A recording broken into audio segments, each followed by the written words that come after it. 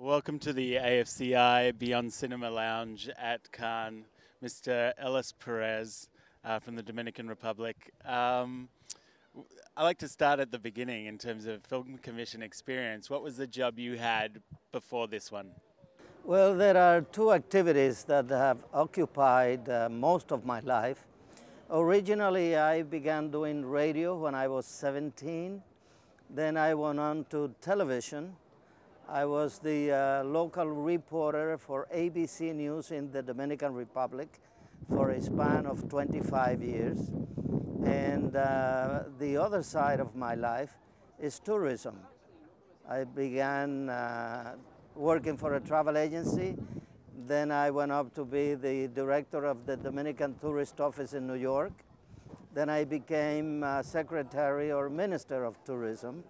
And at some point, I was the first president of the Dominican Republic Tourism Promotion Council for the private sector. So that's basically my background, the media and tourism. And what made you want to take on this role? Well, I really didn't want to take it up.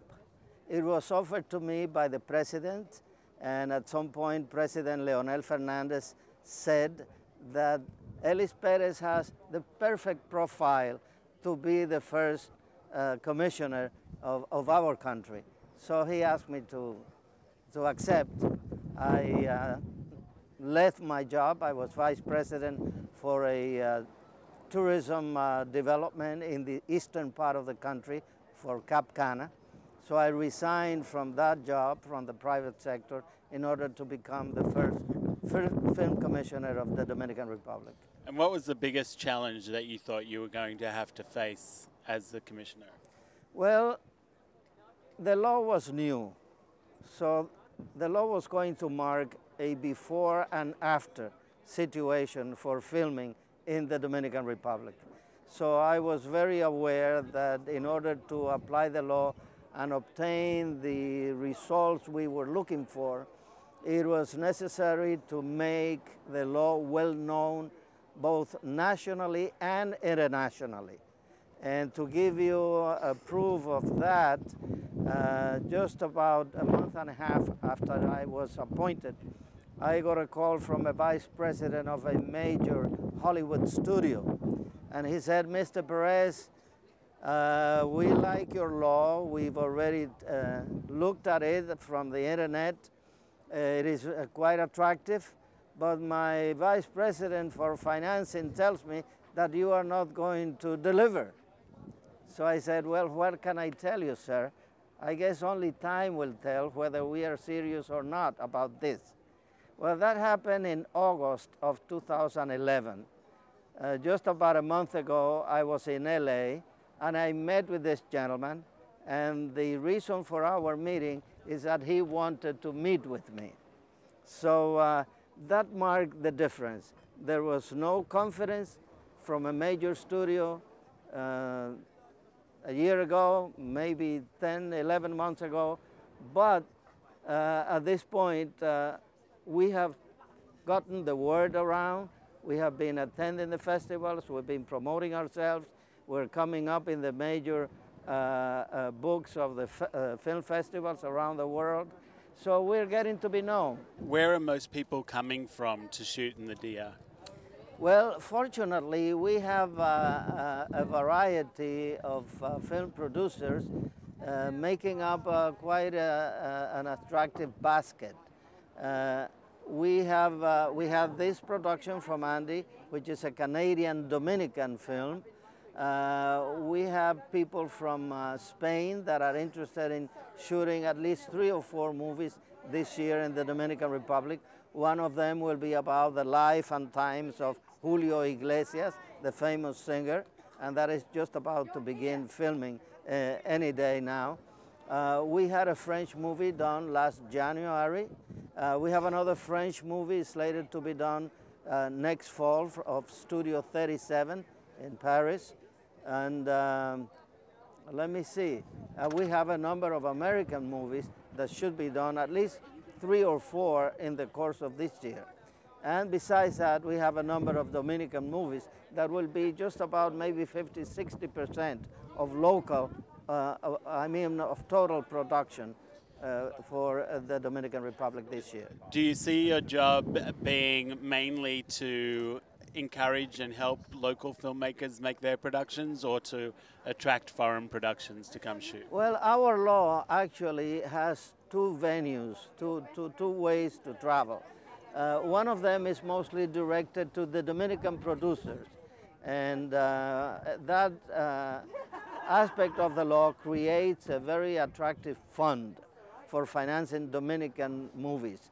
And it is that people that have to pay taxes, businesses that have to pay taxes, they can retain as much as 25% of what they have to pay if they invested in the movies.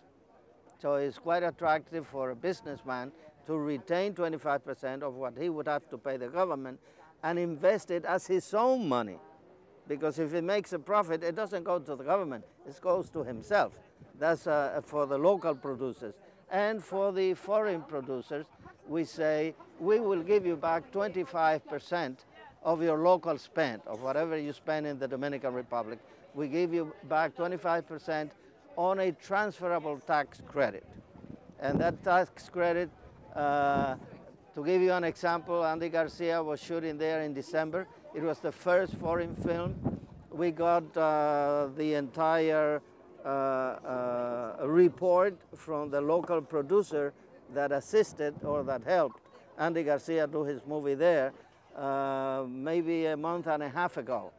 Well, we should be giving them their certificate as soon as I get back from here, because it's going to be ready as soon as I get back from Cannes. Were you prepared for the response that you've had? I mean, really, you've gone from making 2 or 3 movies a year. This year, it looks like you'll make probably about 12 films made either partly or fully in the Dominican Republic. No, I did not expect it like that. I knew the law was going to be attractive to producers both locally and internationally, but at the same time, I know it takes time for people not only to get the information that the law exists and the details of the law, but it takes time for them to be confident about the application of the law, like the case I told you about with this major studio in Hollywood. Well, it's the same case in the Dominican Republic. Businessmen are not quite so sure that the law is going to be applied as it indicates, so we have to prove it to them. When I get back and we are able to give the Andy Garcia people their certificate, and the first Dominican movie that was made under the incentives of the law, their own certificate. And I'm going to publish this in the Hollywood Reporter and in Variety, and of course in most of the local papers. Besides being a news item, I'm going to use the paid advertising space so that I make certain that it comes out. So that will give confidence to the local producers and to the foreign producers that we mean business and that we are serious about what we are promoting. There have been Basically, to respond to your question, we were not ready for the response. That means now my #1 priority is training and education for Dominican young people to get involved in the movie activities and to respond to the need that we now have and we now feel about training people to be grips, to be